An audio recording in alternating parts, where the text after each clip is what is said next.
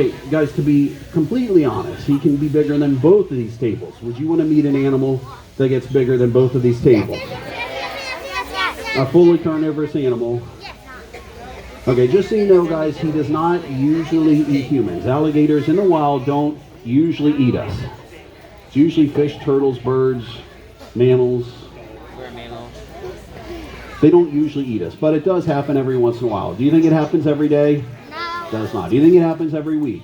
No. Does not. In fact, the last time historically there's a human fatality caused by an alligator goes all the way back to the year 2020. Hasn't happened for several weeks now. If this alligator escapes me, if he overpowers me, if he charges the audience, Colin is going to jump on his back. But if somehow he gets past me and Colin, if he makes it to the audience, I don't want you guys to be scared. Most alligator attacks happen where? Land or water? Usually in the water. They don't typically hunt on land. Nevertheless, they can be pretty quick on land for short distances, for about 20 or 30 yards. So you'd have to get at least to the registers probably to outrun him. If you had to outrun an alligator on land, you know how fast you would have to move to survive. Not that fast. A little faster than the person next to you. He'll be fine. So everyone find a slow person in the audience. That's going to be your survival mechanism. Are you guys ready to meet him?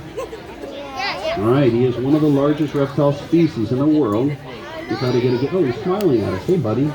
I got you, pal. Oh, here we go. Oh, look at this. There's a big puffy dog.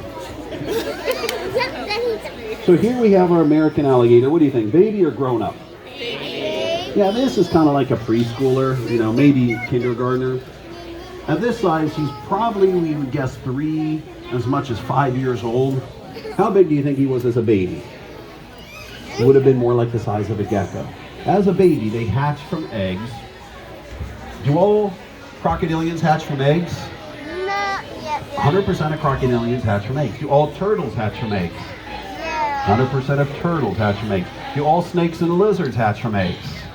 No, it's a mix. If you're a snake or a lizard, you may have hatched from an egg. You may have been born alive. But all these guys hatch from eggs. And what's unique about crocodilians, whether it's alligators, crocodiles, caimans, or gharials, every time they hatch from an egg, they get to meet a person that a turtle never gets to meet. When a crocodilian hatches from an egg, guess who they get to meet? Mom. Mom is. How come no one said dad? You're right, dad's not involved. So as soon as they hatch from an egg, they get to meet their mom. The mom stays with the babies for about the first year of their life. Around their first birthday, guess what's going to happen? Mom kicks them out of the house, tells them to get a job. But for that first, it's a parenting style I aspire to. We tried it, and then someone showed up at our door with a badge, so we don't do it that way anymore. But the alligators, they have protection from their mom for about the first year of their life. So if you see a baby alligator, should you pick them up? If you see a baby alligator, you're likely going to actually see dozens of baby alligators. Their clutches could be a couple dozen, could be as many as 50 hatchlings. Now that number starts to change because what happens to you when you're a baby alligator? What does everything in the wild want to do with baby alligators? Eat them. Fish, turtles, birds, mammals, all those things that they are going to eat if they survive long enough will eat them when they're still hatchlings. But if they can last long enough, then pretty soon they end up towards the top of the food chain. Now, if I give you a box of crayons, without looking at this guy in my hands, if I gave you a box of crayons and asked you to draw an alligator, which crayon would you probably pull out? Green is the color most people think of for alligators. Is that the real color of an alligator? No, you can see this is their more true pattern, and it might kind of get gray and dull after many years of living in the water and the swamps, but they don't actually turn green. He's a very handsome alligator. Should we take a look at his teeth?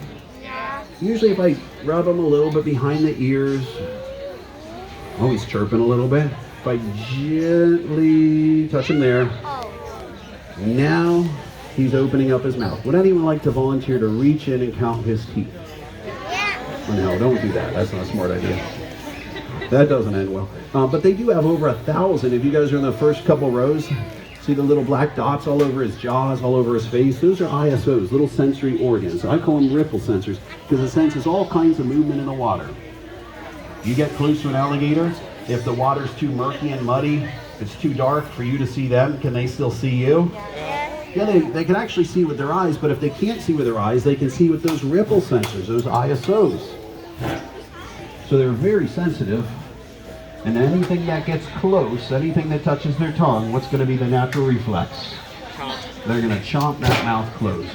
Very powerful reptile, very intelligent reptile, very maternal reptile. Every crocodilian species is a very good mom. All right, do you want to tell this one, see you later?